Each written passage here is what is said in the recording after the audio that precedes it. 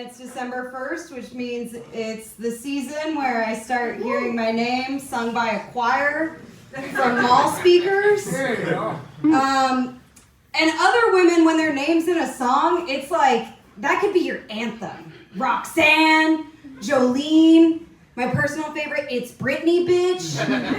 That comes on, the Kohl's dressing room just became like Paris Fashion Week. If your name is Britney or Roxanne or Jolene, you'd be feeling yourself. The Cursed Noelle does not give me the same reaction. It's like that same awkward feeling you get when everybody's singing happy birthday to you, except it's a church choir and it's from some intercom speaker that you can't see. And it's everywhere you go for 1 month out of the year. So it's my season right now. Pretty excited. It just ended. Native American Heritage Month was November. Don't know if anyone pays attention to that, but woo, yeah. They were like, we already got to think about them because of Thanksgiving. Just give them the rest of the fucking month. Maybe they'll shut up.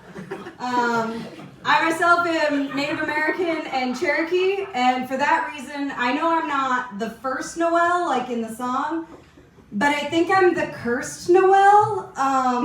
The way the song just haunts me everywhere I go. And also, I've had some curses in life. First being, I grew up in Fresno, California. Yeah, right? Yeah. But growing up in Fresno, I realized that's my real culture. And you learn a couple things, you know? So I learned to do a lot of things on my own, because if you call someone off of Craigslist in Fresno, there's a strong chance your repair is going really wrong. Whatever you're getting fixed, it's not getting fixed today. But there's beauty in that. Like, I've been seeing a lot of articles lately about how they're trying to make AI to prevent shoplifting, right? And I just know from where I grew up that, like, AI can't think like a tweaker. I don't think ChatGPT factored in, like, what do you do when there's a samurai sword in the Starbucks? Like, nobody factored that into the algorithm. That wasn't planned for. And sometimes, if you want certain jobs done right, a tweaker could be the best person for the job. I used to work at this pet store in Fresno. And we had a guy who was assigned as the cart runner. He was the person to make sure people weren't stealing the shopping carts in the parking lot. And he got fired because he stole some syringes to use them for steroids. And I was like, you fired him for that? Like, that's the MVP right there. Who else do you want chasing down people for shopping carts in a parking lot than some tweaker on steroids who's been watching that surveillance camera just like a hawk all day? He's ready, and you fired him? He's perfect.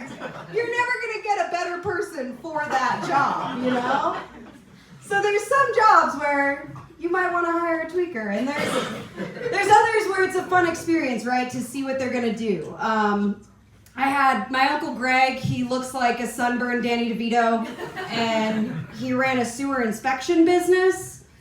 Yeah, not glamorous at all, but he would find a lot of glamorous little treasures in the sewers because people flush a lot of rings and jewelry and valuables. And he's the one cleaning those all out and finding them, and he kept them in a big gulp cup on his desk. And when he needed something done, like a handyman or something like that, he would see who might take some sewer jewels as payment. And you're not going to get the best craftsmanship when that's your payment method.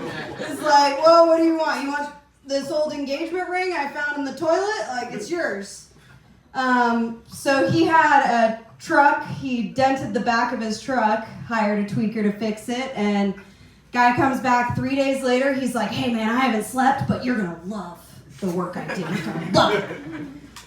And he pulls his truck up, and all the guy did was spackle the dent in the truck. Navy blue truck, like drywall colored spackle, didn't even paint over it, just left it. It's still that way. But you didn't really notice the dent anymore. So like he kind of accomplished what he set out to do there for a lot less. So I think it'd be interesting if we had a tweaker for president. Just given our last two presidents have both been like barely awake, right? Mostly their speeches are like 50% just blinking. That looks like even blinking is starting to hurt a little bit, right? If we get a tweaker for president, they'll never blink. And they'll also never stop talking. You want somebody to filibuster Congress? You just give somebody a little bit of meth and put them up there. They'll talk for 6 days. They won't sleep, eat, and they'll probably redecorate all of Congress while they're at it. Just spackle everywhere. So yeah, I don't know. I think we should give them a chance. I think, you know, they say what could stop a bad meth head on a mission is a good meth head on a mission. So you just really gotta stack the odds in your favor at this point. I was home in Fresno this last week for Thanksgiving. Yeah. Woo, yeah. Which, if you're Irish and native, it's kind of like we just sit around and celebrate like, yeah, cheekbones and alcoholism, like, woo. Thank God we're not in Oklahoma anymore. This is great. But I took the bus on the way back from Fresno. Nice 8-hour bus journey. Lovely. And I got on first, so I had a whole row to myself. And I was really trying to preserve that as more people came on the bus. But another thing I've been cursed with is resting golden retriever face. You know, some people have resting bitch face and they just always look unapproachable, and I'm so fucking jealous.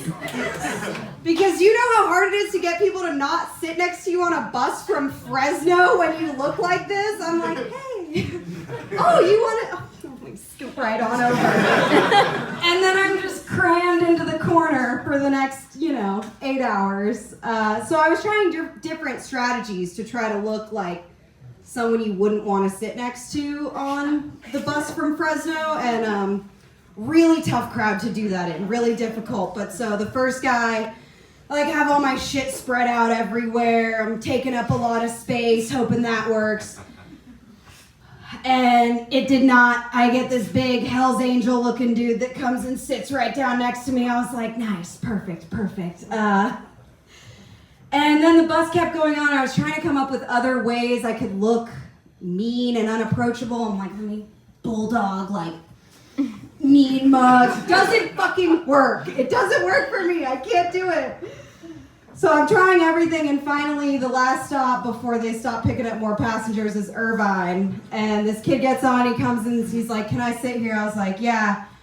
I just hope you don't mind. I gotta practice my stand-up comedy. I'm new at it. And he immediately, I'm gonna go try.